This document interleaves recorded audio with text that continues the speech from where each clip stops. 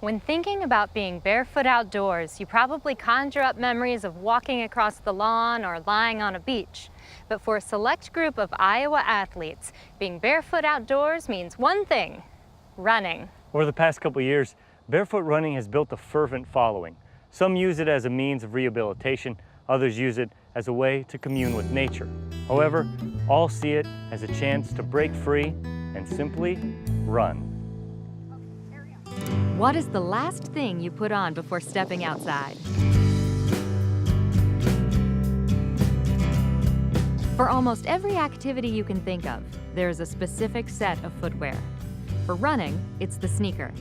These shoes are crafted specifically to protect the foot, cushion the blow as we strike the earth, and provide a boost of endurance so we can run farther and faster. Shoe technology has just taken off. I mean, it's to the point now that your foot can absorb way more than it's meant to. Adam Reese is a biomechanics expert, meaning he's been educated in the proper function of our joints, and in this case, that means the human foot.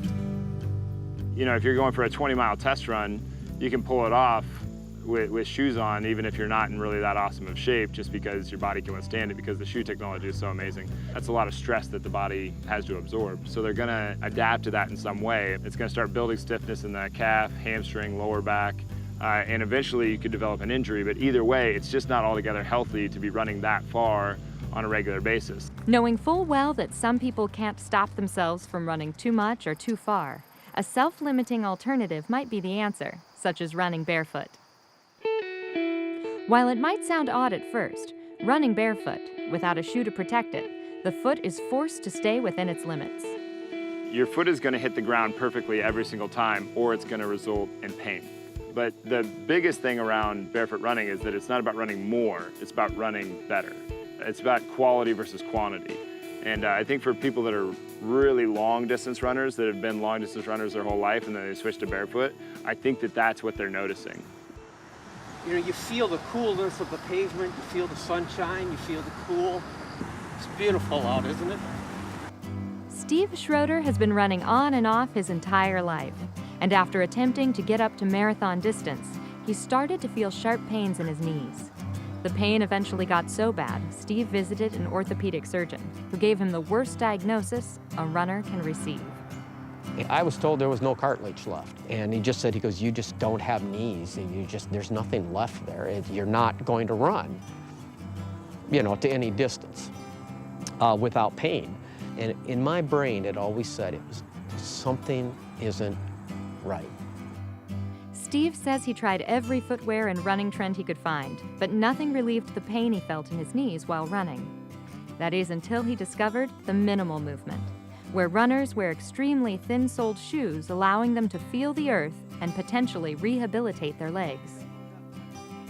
So it was kind of funny, about 4.5 years ago, I went to a shoe store, and I remember talking to one of the salespeople there about, you know, well, give me some information on, you know, I'm thinking of like going minimal or even going barefoot.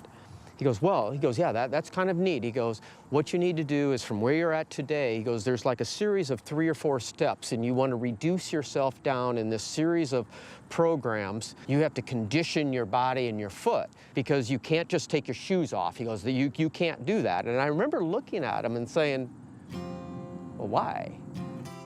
So Steve did just that. He took his shoes off, and for months, simply walked around barefoot on different surfaces, just getting used to the feeling. 6 months into his Barefoot Experiment, Steve got the courage to visit George Wythe State Park and finally go for a run. And I went out. It had been the first time I've kind of found a little dirt trail, and it was kind of soft, and I probably went like a quarter of a mile, kind of just a little jog, and it felt so right. Steve was back. The pain was gone, and gradually he built back up to marathon distances, running on virtually every surface imaginable.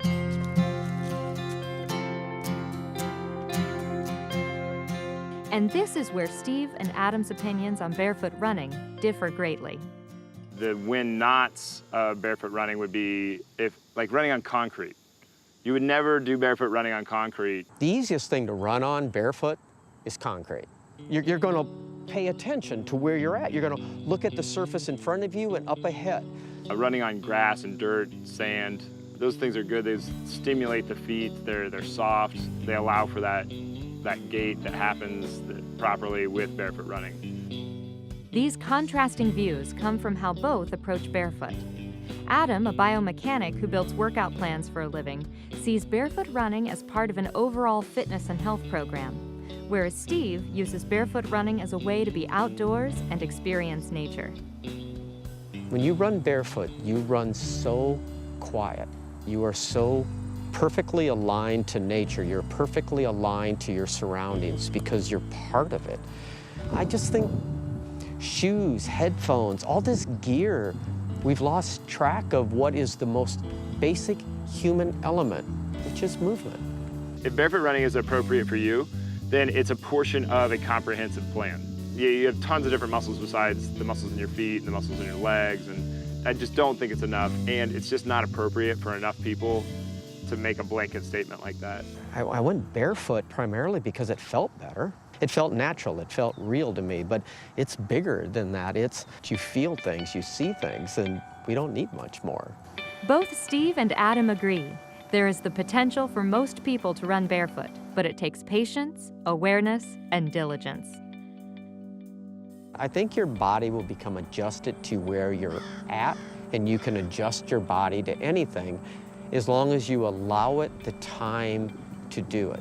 Not everybody should just go out and just barefoot run right away, but it definitely has its merits. You're just not going to be able to run as far barefoot, so your body is going to have that time to recover. Then things are probably going to feel more regenerative, and your tissues are going to feel better, your foot is going to feel better, everything's going to kind of improve.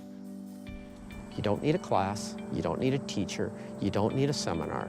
You do not need a strategy of 15 effective methods to do this. Take your shoes off, start walking around again. Take the time to readjust to it.